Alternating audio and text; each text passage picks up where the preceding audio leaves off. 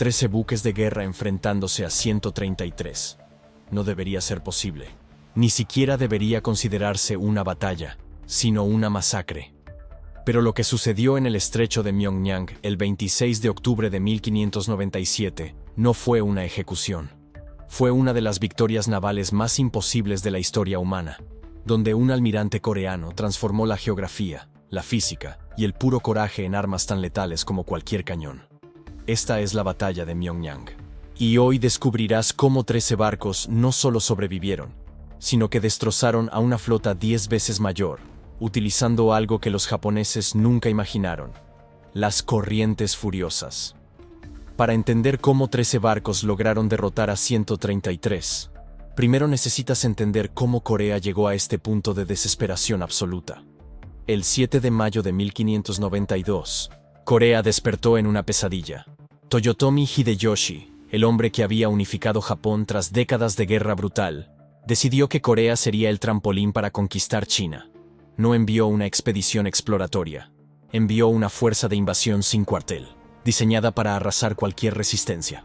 158.000 soldados japoneses cruzaron el mar de Japón en más de 900 buques de guerra.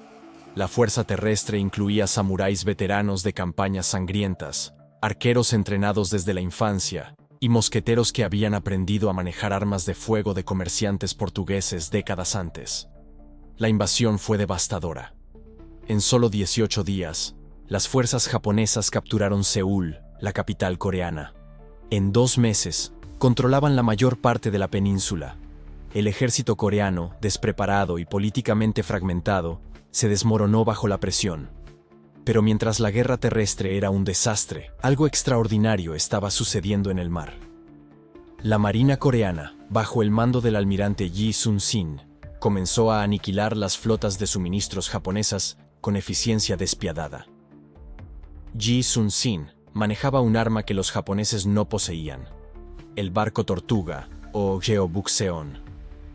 Estos navíos blindados, recubiertos de placas de hierro y equipados con cañones en todas direcciones, eran fortalezas flotantes que convertían las batallas navales en carnicerías unilaterales. Entre 1592 y 1597, Ji Sun-sin ganó 23 encuentros navales sin interrupción, sin perder un solo navío. 23 victorias, 0 derrotas. Hundió más de 300 barcos japoneses, cortó sus líneas vitales de abastecimiento y convirtió el mar en una fosa común para todo comandante nipón demasiado altivo como para enfrentársele. Pero entonces, la política destruyó lo que la guerra no pudo. Funcionarios envidiosos de la corte coreana, amenazados por la creciente popularidad de Ji Sun-sin, lo acusaron de traición. Fue arrestado, torturado y destituido del mando. La marina coreana fue entregada al almirante Won Gyun, un hombre con conexiones políticas pero militarmente incompetente.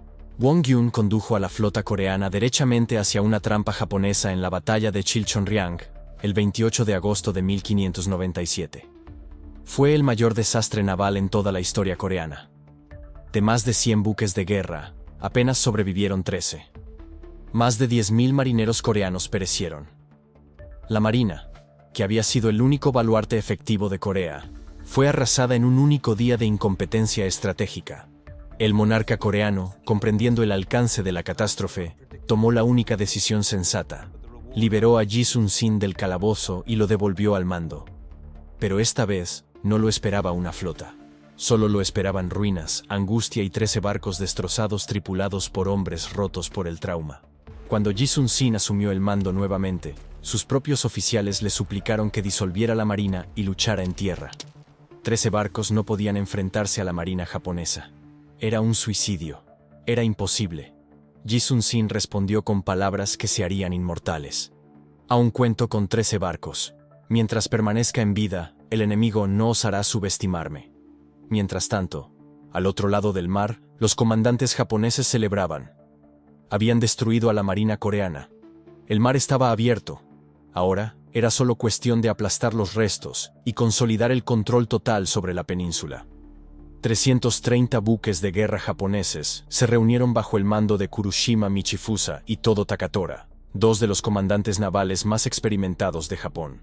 Habían recibido órdenes directas de Toyotomi Hideyoshi: aniquilar a Ji Sun-sin y abrir las rutas marítimas para las fuerzas terrestres japonesas. Para ellos, era solo una operación de limpieza. ¿13 barcos contra 330? No era una batalla. Era un ejercicio de exterminio. Pero Ji Sun-sin no planeaba librar una batalla convencional. Planeaba convertir el océano en una trampa. Ji Sun-sin había escudriñado el estrecho de Myeongnyang durante años. Dominaba cada corriente, cada profundidad, cada patrón de mareas, y conocía algo que los comandantes japoneses, ebrios de su superioridad numérica, jamás se dignaron en aprender. El estrecho de Myeongnyang era un matadero natural esperando ser activado. El estrecho tenía apenas 300 metros de ancho en su punto más angosto. Ya era estrecho para maniobras navales, pero la verdadera arma no era la anchura, era la corriente. 2 veces diarias, la marea se invertía en el estrecho de Myeongnyang, y cuando se invertía, las corrientes no fluían apaciblemente. Bramaban.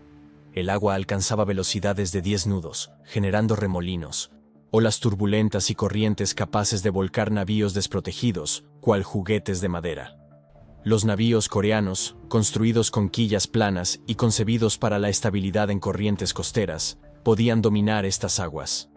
Los barcos japoneses, proyectados para la rapidez en aguas abiertas, resultaban vulnerables. Pero Ji Sun-sin no confiaba únicamente en la geografía, estaba orquestando la psicología enemiga. Posicionó sus 13 barcos en una formación defensiva cerrada, junto al extremo más estrechado del canal. Para los japoneses, parecería un desesperado esfuerzo por bloquear el paso. Parecería fragilidad. Parecería una presa fácil. Y Ji Sun-sin contaba con eso. Necesitaba que los japoneses penetraran el estrecho durante la marea que les favorecía. Necesitaba que se comprometieran sin retorno, atestando el canal angosto con cuantos más navíos fuese posible. Necesitaba que se sintieran seguros, impetuosos, ávidos por pulverizar los míseros restos de la armada coreana. Y entonces, esperaría. Esperaría a que la marea cambiara. Porque cuando la corriente se invirtiera, esos navíos japoneses, amontonados en el canal, disputándose espacio de maniobra, súbitamente se hallarían combatiendo contra 2 fuerzas simultáneamente: los cañones coreanos por el frente y 10 nudos de aguas turbulentas empujándolos directamente hacia la línea coreana. La trampa no era meramente táctica, era física pura. Ji Sun-sin estaba convirtiendo las leyes del océano en artillería viviente, pero esta estrategia exigía algo casi imposible de pedir a hombres que acababan de escapar a la más catastrófica derrota de sus existencias. Exigía que permanecieran inmóviles. Exigía que mantuvieran la línea mientras 133 buques de guerra japoneses avanzaban derechamente hacia ellos. Exigía que confiaran en que su almirante guardaba un secreto que el enemigo desconocía. Ji Sun-sin pasó los días previos a la batalla no solo preparando navíos, sino forjando voluntades. Se reunió con cada capitán. Detalló el estratagema, les exhibió los mapas de las mareas. Los hizo comprender que su única probabilidad de salvación no era la fuga, sino la permanencia. Mantenerse y creer en la corriente. Mantenerse y creer en él. Les transmitió que no combatían contra 330 barcos. Combatían contra mandos japoneses ignorantes de aquellas aguas. Y la ignorancia, empuñada por un hombre que dominaba el terreno, era una ruina tan fatal como cualquier grieta en la coraza. Ji Sun-sin también se cercioró de que sus marineros comprendieran algo más. No les pedía una muerte heroica. Les mostraba cómo ganar, cómo transmitir los números en ventaja, cómo convertir el estrecho en un aliado. Y en la dimensión más profunda, les otorgaba lo que habían perdido en Chilchonryang, la confianza de que la victoria era posible. Evocó las 23 batallas que conquistaron unidos. Les recordó que habían enfrentado probabilidades imposibles con anterioridad y salieron vencedores. Los hizo sentir que no eran los despojos de una marina vencida. Eran la última barrera de un pueblo que rehusaba rendirse. La preparación no era meramente estratégica, era psicológica pura. Ji Sun-sin edificaba no solo una formación táctica, sino un reducto mental inquebrantable. Y entonces llegó el día. El 26 de octubre de 1597, los vigías coreanos avistaron la flota japonesa acercándose. El horizonte se oscureció con velas. 133 barcos de guerra, organizados en formaciones de ataque, avanzando con la confianza de depredadores que sabían que la presa estaba acorralada.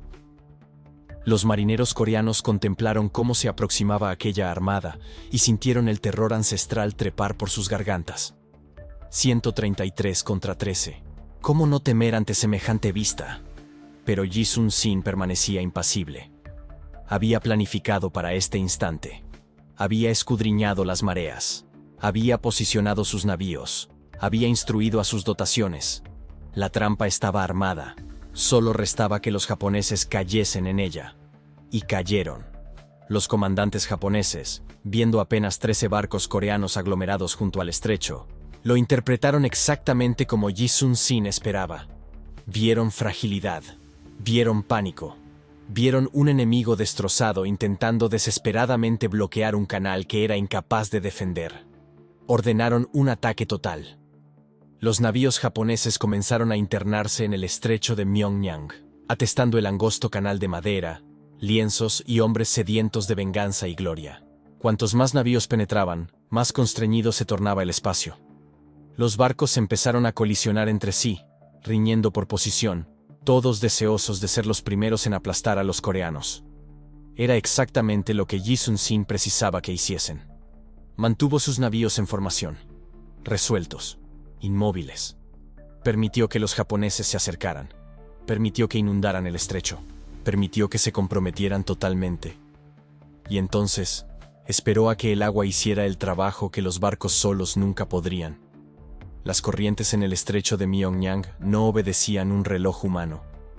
Obedecían la luna. Y aquel día, la luna se alineaba con Yi Sun-sin. La marea comenzó a transformarse. Al principio, fue imperceptible. Solo una leve alteración en la dirección de las aguas. Pero en minutos, toda la corriente se invirtió. El agua que había empujado a los navíos japoneses hacia adelante, ahora los impulsaba hacia atrás.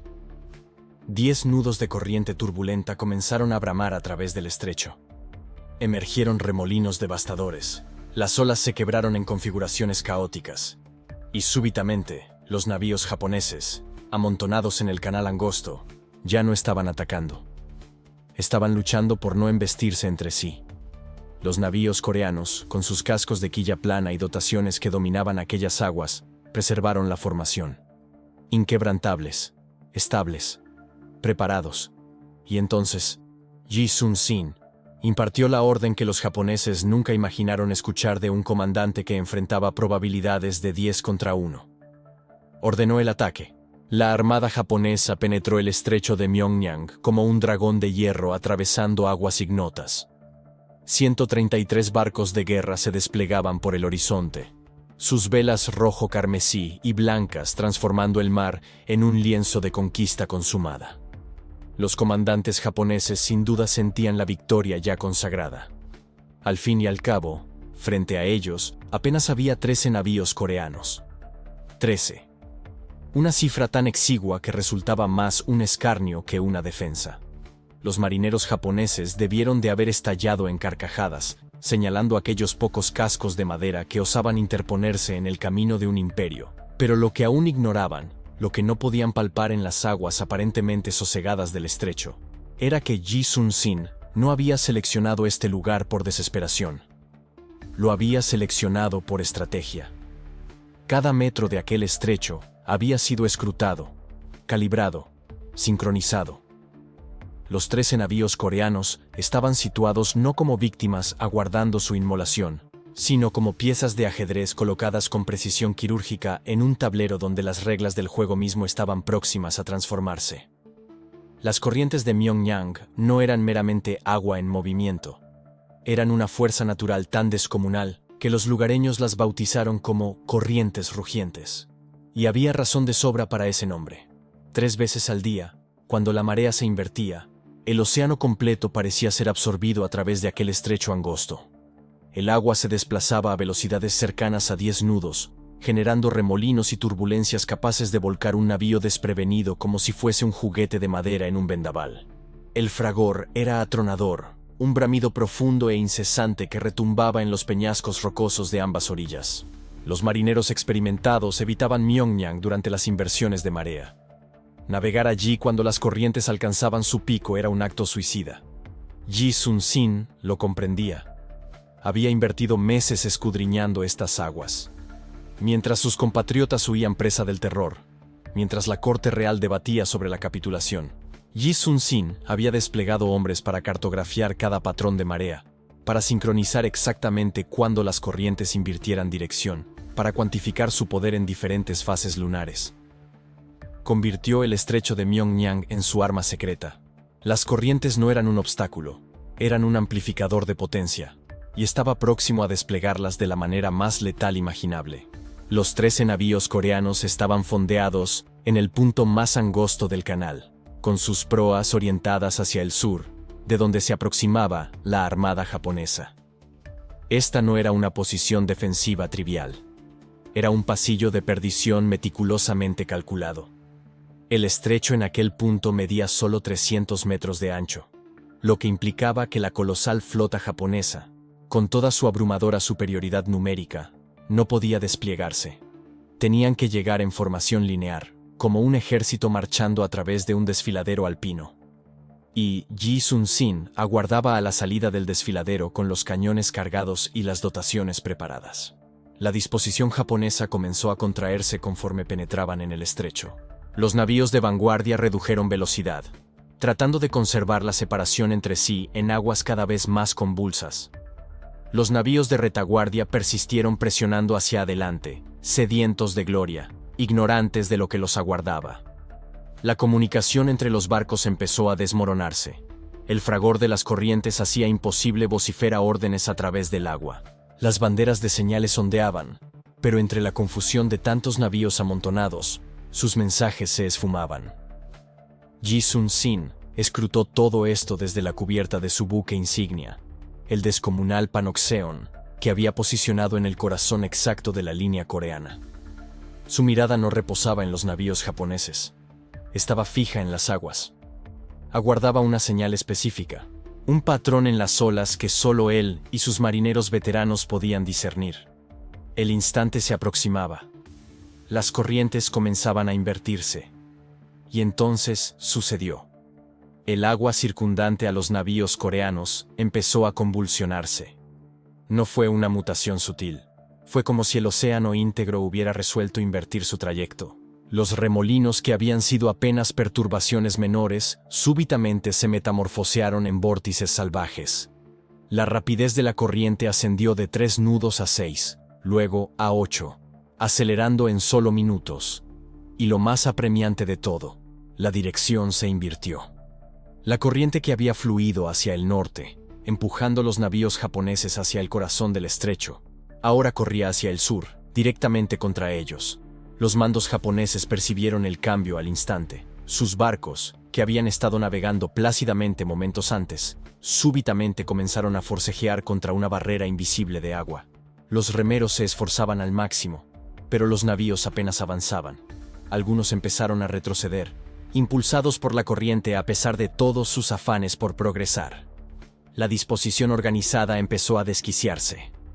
Los navíos chocaban entre sí. Los remos se fracturaban. Aullidos de desconsuelo reverberaban por toda la armada. Ji Sun-sin impartió la orden, y la perdición se desencadenó sobre el estrecho de Myongnyang. La artillería de los 13 navíos coreanos eclosionó en fuego simultáneo, pero no era un fuego indiscriminado. Ji Sun-sin había adoctrinado a sus dotaciones para una única cosa: artillería de precisión concentrada. Todos los cañones de los 13 navíos convergían hacia los mismos blancos. Los barcos de vanguardia japoneses atrapados en el punto más angosto del canal, incapaces de maniobrar, incapaces de replegarse por los navíos apilados tras ellos. Era como disparar dentro de un tonel, solo que el tonel rebosaba de algunos de los mejores buques de guerra del Oriente Asiático. El primer navío japonés en recibir impacto sencillamente se desintegró. Una andanada concentrada de proyectiles de artillería impactó su casco en una línea letal, perforando la madera como si fuese pergamino. El agua irrumpió en torrentes. El barco se escoró ferozmente hacia un flanco, con sus marineros vociferando, luchando por aferrarse a cualquier cosa sólida mientras la cubierta se inclinaba. En menos de 2 minutos, había volcado completamente, con la quilla apuntando al firmamento mientras se hundía en aguas turbulentas. El segundo y el tercer navío japonés intentaron zafarse, intentaron huir de la línea de fuego, pero las corrientes no lo permitían. Eran arrojados de vuelta hacia el mismo corredor mortal, girados por la potestad del agua como pétalos en un arroyo. Los arqueros coreanos, dispuestos a lo largo de las cubiertas de los Panoxeon, sumaron su propia perdición a la carnicería. Las saetas caían como aguacero ardiente sobre las cubiertas japonesas desprovegidas. No existía resguardo. No había escape. Los marineros japoneses sucumbían en multitudes, atravesados por proyectiles, aplastados por los fragmentos de mástiles que caían cuando la artillería coreana los cercenaba. La disciplina de las dotaciones coreanas era inquebrantable. Habían adestrado para este instante bajo el mando inexorable de Ji Sun-sin. Cargar, apuntar, disparar. Cargar, apuntar, disparar. El compás era mecánico, inexorable, mortífero. Cada descarga estaba orquestada. Mientras una batería de cañones tronaba, otra estaba siendo recargada. El fuego jamás se interrumpía. El humo empezó a teñir el estrecho, pero los coreanos prescindían de una visibilidad óptima. Conocían con exactitud dónde debían estar los japoneses, aprisionados por el canal, propulsados por las corrientes hacia el mismo punto de aniquilación. Los mandos japoneses en la retaguardia de la armada finalmente comprendieron qué se hallaba aconteciendo. Sus buques de vanguardia no avanzaban, estaban pereciendo. Se gritaron órdenes, se izaron señales, replegarse, dispersarse, cualquier cosa por escapar de aquel corredor de muerte. Pero la retirada era imposible. La corriente propulsaba a toda la armada hacia el norte, derechamente hacia la artillería coreana. Los navíos de atrás seguían siendo impelidos hacia adelante por la potestad del agua, colisionando contra los buques dañados frente a ellos, generando un caos titánico de maderas crujiendo, velas desgarrándose y hombres aullando. Y entonces, Ji Sun-sin mostró su segundo nivel de maestría. Las corrientes que habían sido su arma primaria no eran caprichosas. Él había investigado no solo su dirección y velocidad, sino también sus patrones de turbulencia. Conocía con exactitud dónde se configuraban los remolinos más virulentos en el estrecho, y había estratificado sus navíos para impulsar los despojos japoneses directamente hacia esos torbellinos. Navíos dañados que podrían haber sido salvados eran apresados por los vórtices y rotados con brutalidad, sus estructuras ya endebles despedazándose bajo la tensión. Hombres que se lanzaban al agua para evadir los navíos inflamados eran absorbidos hacia las profundidades por las corrientes, desvaneciendo en las aguas turbias. El enfrentamiento se había transfigurado menos en un combate y más en una ejecución orquestada por la naturaleza. Los japoneses forcejaban no solo contra los coreanos, sino contra el propio océano. Y estaban sucumbiendo ante ambos adversarios. Un contingente de navíos japoneses intentó una maniobra de desesperación. Viraron bruscamente hacia el este, procurando alcanzar las aguas más someras cercanas a la costa, donde las corrientes fuesen menos virulentas. Por un momento, pareció que podría prosperar, pero Ji Sun-sin había previsto esto igualmente. Ordenó que 3 de sus navíos abandonaran la línea capital e interceptaran. Estos 3 Panoxeon, más corpulentos y pesados que los barcos japoneses, utilizaron su gravedad para obstruir la ruta de evasión, y luego abrieron fuego a bocajarro. La aniquilación fue cataclísmica. A tal cercanía, la artillería coreana no meramente perforaba los cascos, los borraba. La madera estalló en esquirlas que se convirtieron en proyectiles secundarios, destrozando cuanto hallaban en su trayecto. Un navío japonés literalmente se fracturó por la mitad, con su quilla rota por la potencia combinada de los impactos de artillería y las tensiones de la corriente. Las 2 mitades se sumergieron por separado, generando remolinos letales que arrastraban a los barcos adyacentes más cercanamente al desastre. La moral nipona se desmoronaba progresivamente. Estos eran guerreros que habían conquistado fortalezas, que habían vencido ejércitos terrestres, que consideraban la guerra marítima solo otra arena para manifestar su supremacía. Pero aquí, en Myeongyang, estaban siendo aniquilados por fuerzas que no podían divisar, contra las que no podían combatir, que no podían vencer con valor o números. Las corrientes ignoraban cuántos navíos poseían. La artillería coreana no se dejaba impresionar por su fama. Y Ji Sun-sin, escrutando desde la cubierta de su buque insignia, no ofrecía clemencia alguna. Crónicas históricas documentan que pobladores de aldeas costeras cercanas acudieron a presenciar el enfrentamiento. Se alinearon en los peñascales rocosos a ambos flancos del estrecho, testigos de una de las hazañas bélicas más colosales de la historia humana. Algunos refieren que vociferaron palabras de ánimo a las dotaciones coreanas, que su presencia confirió fortaleza adicional a los defensores, quienes sabían que no solo combatían por sí mismos, sino por cada persona que había permanecido en la península. Otros relatos sugieren que algunos civiles participaron activamente, empleando pequeñas embarcaciones para socorrer a marineros coreanos que zozobrados se precipitaban al mar o incluso para acosar navíos japoneses averiados que derivaban demasiado próximos a la costa. El astro solar comenzaba su descenso hacia el horizonte cuando la marea alcanzó su apogeo de poder. Este era el instante que Ji Sun-sin había calibrado con tanta exactitud. Las corrientes en ese punto desplazaban el agua a casi 10 nudos, una celeridad que transfiguraba el estrecho de Myeongyang en algo similar a un río de cascadas. Los buques japoneses que aún permanecían incólumes simplemente no podían avanzar frente a tal potencia. Eran impelidos hacia atrás, giraban incontroladamente y colisionaban entre sí en una danza macabra de aniquilación. Y aquí emanaba la revelación postrera. Ji Sun-sin no había simplemente estudiado las corrientes. Había sincronizado la contienda entera para que coincidiera con el apogeo del flujo mareal.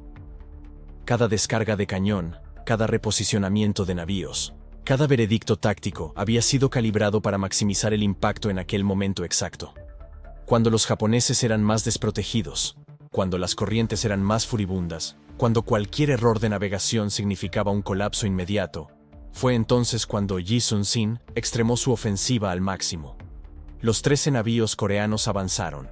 Por primera ocasión en el enfrentamiento, abandonaron sus posiciones defensivas y empezaron a presionar hacia adelante. Pero incluso este empuje era una muestra de virtuosismo táctico. No navegaban contra las corrientes, navegaban con las corrientes, aprovechando la idéntica potencia que había aniquilado a los japoneses para añadir empuje a su propia embestida. Era la diferencia entre combatir al océano y bailar en sus aguas. La artillería persistió tronando. El humo envolvía el estrecho como un velo grisáceo. A través de la bruma, los perfiles de los despojos flotantes se divisaban en todas direcciones.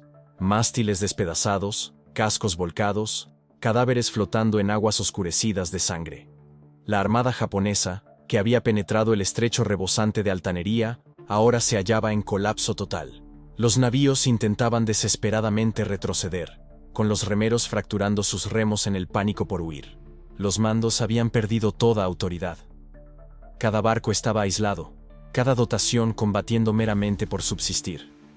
Ji Sun-sin finalmente impartió la orden de cesar el fuego. No por clemencia, sino porque ya no existían blancos válidos dentro del alcance efectivo. La armada japonesa estaba en retirada íntegra, los navíos supervivientes dispersándose en todas direcciones, algunos navegando hacia aguas abiertas, otros procurando refugio en la costa meridional del estrecho. El agua circundante a los navíos coreanos estaba preñada de detritus. Fragmentos de madera derivaban en amplias manchas. Banderas niponas desgarradas ondeaban laxamente en astillas de mástiles. El silencio que sucedió al cese del fuego era casi más impactante que el fragor de la artillería. Solo perduraba el bramido incesante de las corrientes, indiferente a la carnicería humana que acababa de atestiguarse. Pero Ji Sun-sin no había concluido su obra. Tenía una jugada postrera por ejecutar.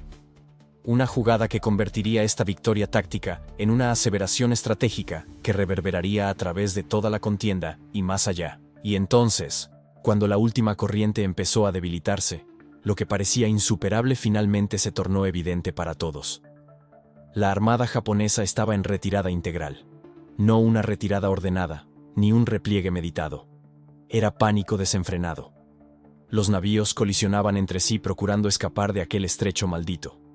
Remeros nipones, agotados y aterrados, forcejaban contra las mismas corrientes que los habían precipitado al caos. Pero ahora, esas corrientes operaban de otra manera. Aprisionaban los navíos en torbellinos, Arrastraban desechos contra cascos ya damnificados, transformando cada tentativa de huida en una invitación más al colapso. Ji Sun-sin observaba desde su buque insignia. Su semblante permanecía sereno, mas en su interior, lo sabía, el plan había prosperado. Cada detalle que había diseccionado durante meses, cada patrón de corriente que había grabado, cada movimiento que había premeditado, todo encajaba con precisión. Los 13 navíos coreanos ahora perseguían los despojos de la armada japonesa. No de forma temeraria. Ji no permitiría que sus hombres se expusieran innecesariamente, pero mantenían presión suficiente para asegurar que los japoneses carecieran de oportunidad para reagruparse. Y conforme transcurrían las horas, la magnitud de la victoria comenzó a emerger de las aguas turbulentas del estrecho de Myeongnyang. Los números son tan impresionantes que incluso hoy los historiadores necesitan confirmarlos varias veces antes de registrarlos. De los 133 barcos japoneses que entraron en el estrecho, al menos 31 fueron destruidos completamente, hundidos, incendiados o despedazados contra las rocas por las corrientes. Otros 30 a 50 quedaron tan dañados que nunca más navegarían. Las bajas humanas japonesas fueron devastadoras. Estimaciones conservadoras hablan de más de 1.500 soldados y marineros muertos.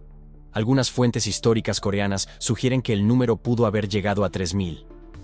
¿Y del lado coreano? 2 hombres heridos. Ninguna embarcación perdida. 13 barcos entraron en la batalla. 13 barcos salieron victoriosos. Deja que eso se asiente por un momento. 13 contra 133.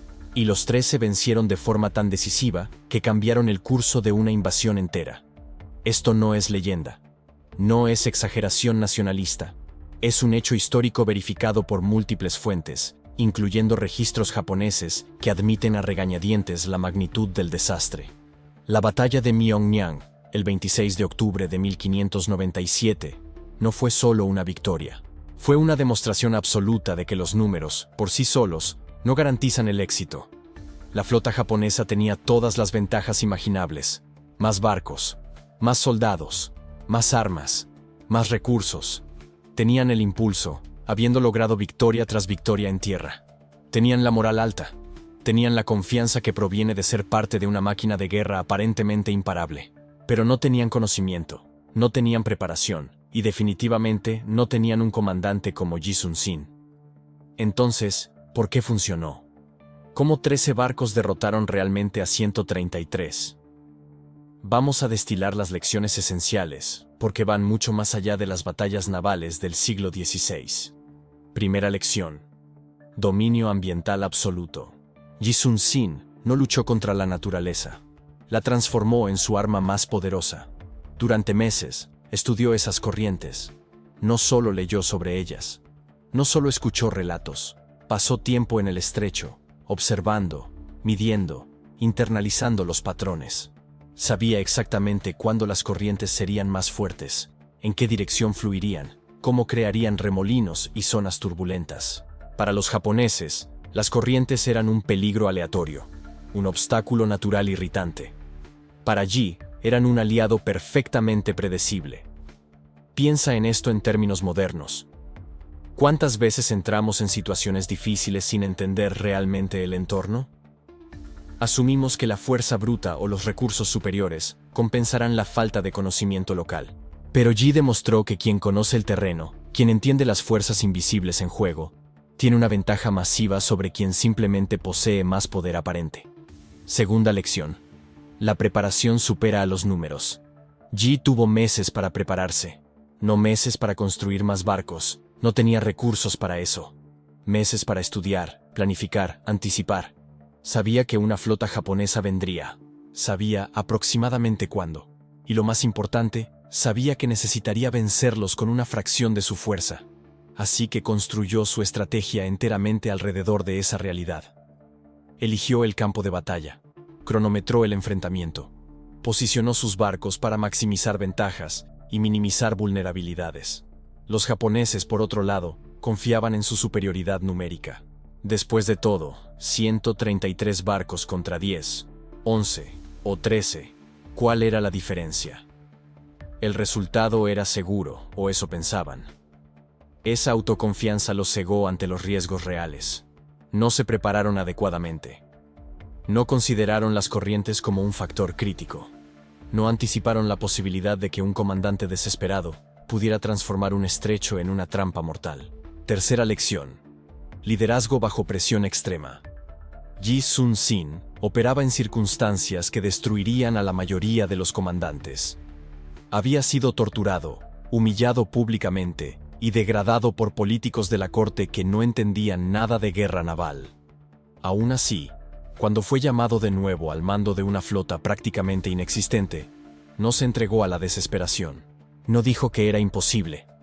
Evaluó fríamente la situación, identificó la única estrategia viable y la ejecutó con precisión quirúrgica. Durante la batalla, cuando sus propios oficiales querían huir, Yi mantuvo la calma. No gritó. No entró en pánico. Simplemente explicó la realidad. Huir significaba muerte segura. Luchar significaba una oportunidad. Y luego lideró con el ejemplo, posicionando su propia nao en la línea del frente. Ese tipo de liderazgo es raro. Es un liderazgo que no depende de circunstancias favorables. Es un liderazgo que se revela precisamente cuando todo parece perdido.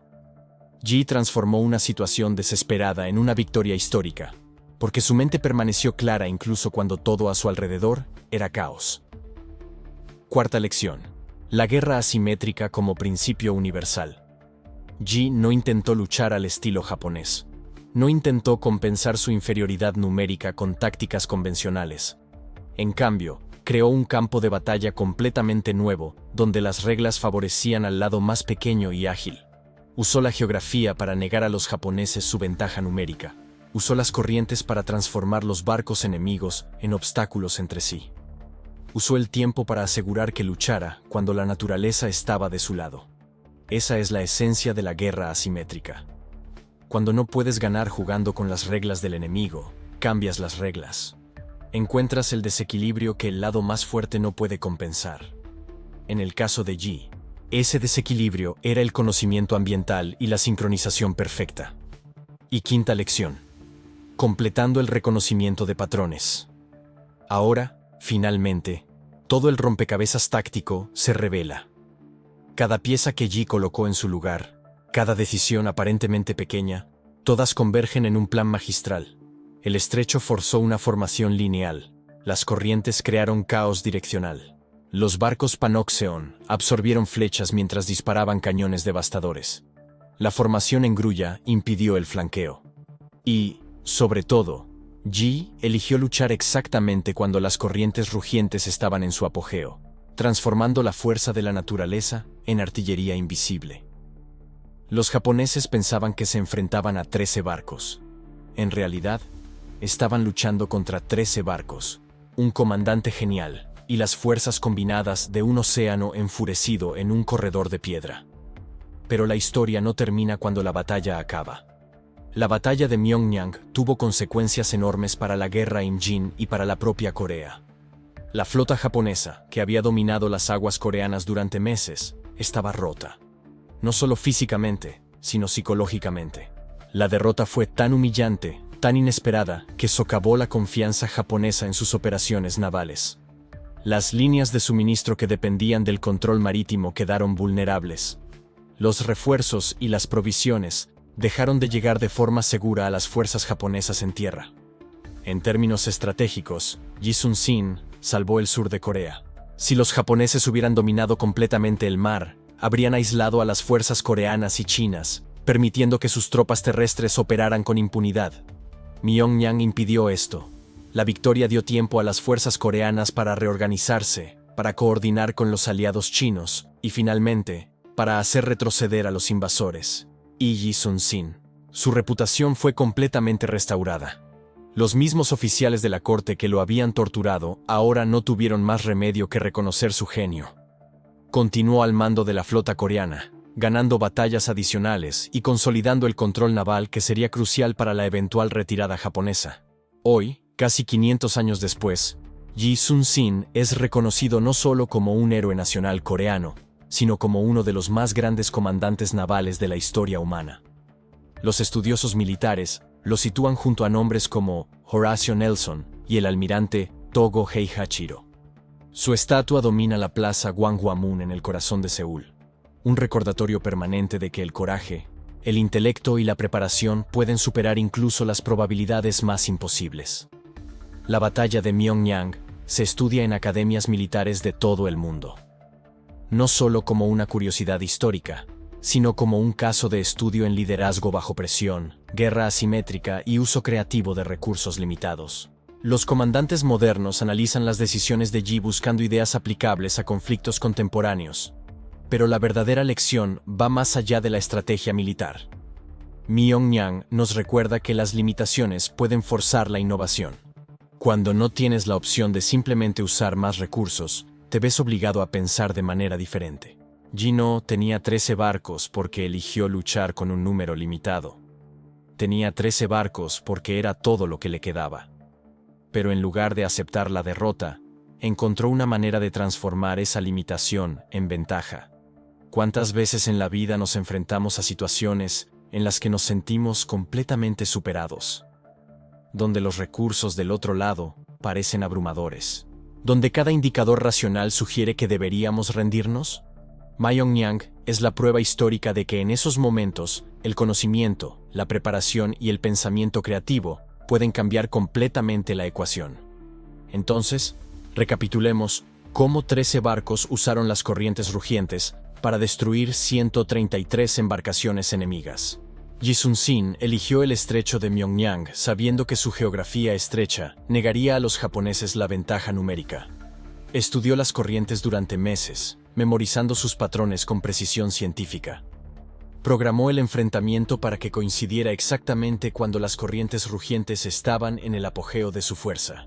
Posicionó sus 13 barcos Panoxeon en una formación defensiva que maximizaba la potencia de fuego a la vez que minimizaba la exposición. Y cuando comenzó la batalla, usó cada elemento, geográfico, temporal, tecnológico, como parte de una sinfonía táctica devastadora. El resultado fue una de las victorias navales más improbables y decisivas de la historia humana. Una victoria que prueba definitivamente que los números no son el destino, que el conocimiento supera la fuerza bruta, que la preparación vence la superioridad aparente, y que un líder brillante, operando con recursos mínimos pero estrategia máxima, puede lograr lo imposible. Las lecciones de Myeongnyang siguen siendo relevantes hoy. En los negocios, cuando las startups se enfrentan a corporaciones gigantes. En tecnología, cuando los innovadores desafían a los actores establecidos. En cualquier campo donde el subvalorado se enfrenta al dominante. El mensaje es claro. Entiende tu entorno mejor que tu oponente. Prepárate meticulosamente, lidera con coraje bajo presión y encuentra el desequilibrio asimétrico que transforma la debilidad en fuerza. Yi Sun-sin transformó un estrecho y las corrientes oceánicas en aliados. Tú tienes tus propios estrechos y corrientes. La pregunta es, ¿los conoces lo suficientemente bien como para usarlos? Si te gustó esta historia de victoria imposible contra probabilidades abrumadoras, estoy seguro de que te encantará descubrir cómo un ejército mucho menor usó niebla y cañones en trineos para aplastar una fuerza otomana 10 veces mayor. Es otra clase magistral en usar la naturaleza como arma. El enlace está en la descripción. Y si las historias de estrategia brillante y giros históricos son de tu interés, suscríbete al canal y activa las notificaciones. Cada semana exploramos batallas, tácticas y decisiones que cambiaron el curso de la historia. Los comentarios siempre son bienvenidos. Dime, ¿qué parte de la estrategia de Yi Sun-sin te pareció más impresionante? ¿Fue el estudio obsesivo de las corrientes? ¿El coraje de luchar cuando todos decían que huyera? ¿O el momento perfecto que transformó la naturaleza en artillería? Deja tu opinión en los comentarios. Y recuerda siempre esta verdad histórica. 13 barcos, 133 enemigos, un comandante brillante, y las corrientes que cambiaron la historia.